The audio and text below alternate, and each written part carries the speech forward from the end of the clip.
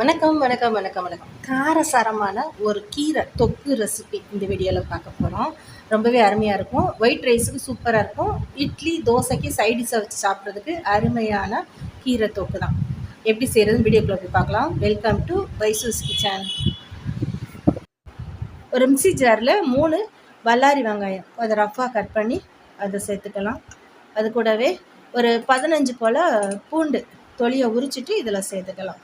ஒரு பழுத்த தக்காளி 1, அதுக்கப்புறமா குழம்பு மிளகாய்த்தூள் 2 டீஸ்பூன், கொஞ்சமாக மஞ்சள்தூள், அதுக்கப்புறமா 1 டீஸ்பூன் போல் காஷ்மீர் மிளகாய்த்தூள் அதை சேர்த்து கொஞ்சமாக தண்ணி ஊற்றி நைஸாக பேஸ்ட்டு மாதிரி அரைச்சிக்கணும். பார்த்திங்கன்னா எவ்வளோ கலர்ஃபுல்லாக இருக்குது.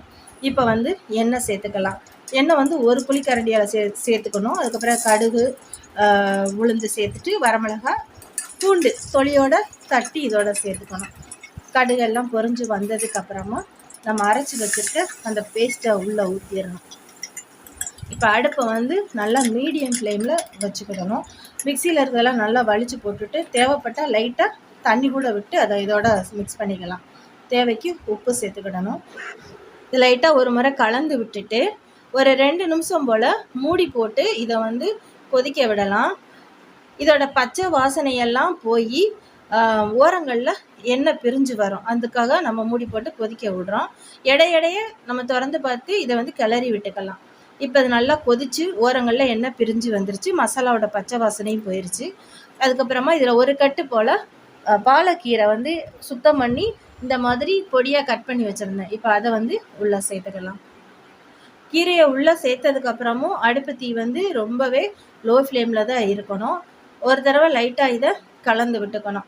முதல்ல கீரையை உள்ளே போட்டு கலந்து விடும்போது கீரை அப்படியே பச்சையாக இருக்கிற மாதிரி தான் இருக்கும்.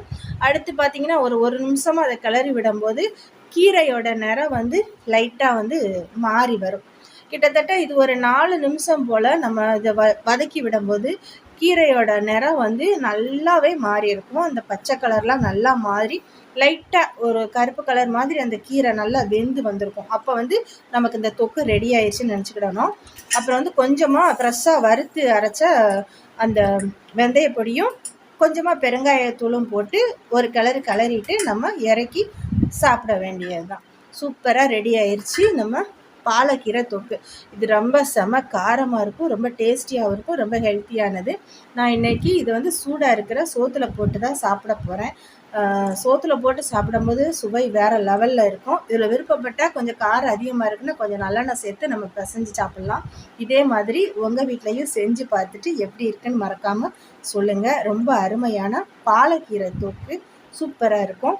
வீடியோ பிடிச்சிருந்தா மறக்காமல் லைக் பண்ணுங்கள், கமெண்ட் பண்ணுங்கள், உங்கள் ஃப்ரெண்ட்ஸுக்கு ஷேர் பண்ணுங்கள். மறக்காமல் சேனலை சப்ஸ்கிரைப் பண்ணுங்கள். நன்றி.